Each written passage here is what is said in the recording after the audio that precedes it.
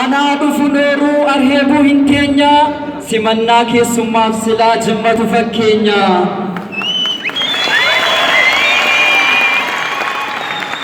Bareedduu addunyaa maabuu baabilillee guumayii biqilte Dooktara Jaalalaas aanaa gommaa keessaa bashaashaan nuuf laatte.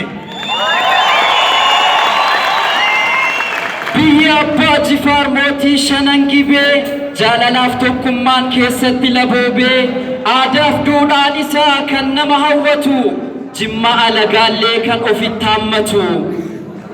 Jaalalaan mo'achuu dooktaran nu barsiise Eertiraaf Itoophiyaayyuu walitti haraarse. Galata kee Jawaar qeerroo hiriirsitee kan dur faffaca'ane tokkummaa labsitee waraabessa guyyaa dhagaatti galchitee Dooktora Jaalalaa kiiloo 4 seensiftee. Jawaar tokkicha koo abbaa qeerroof qarree anaa dhufu nooruu baga wal agarre. Jawaar jawwee keenya diina kan liqimsu harcuu jara kaabaa dhiitee kan dhidhimsu.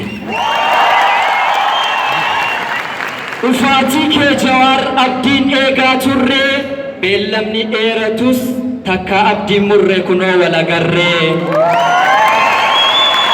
Assalamu alaikum wa rahmatullahi. Jawaar nuuf dhufe alhamdulillahi.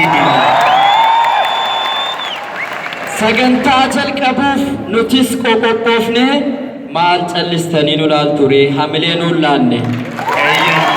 Galatoomaa isiniin jenna. Sagantaa keenya akka aadaa Oromootti abbootiin gadaa fi abbootiin amantaa akka sagantaa keenya eebbaan nuuf saaqan mee hamileedhaan abbootii gadaa gara abbootii gadaa fi abbootii amantaa gara waltajjiitti hamileedhaan nu simadhaa.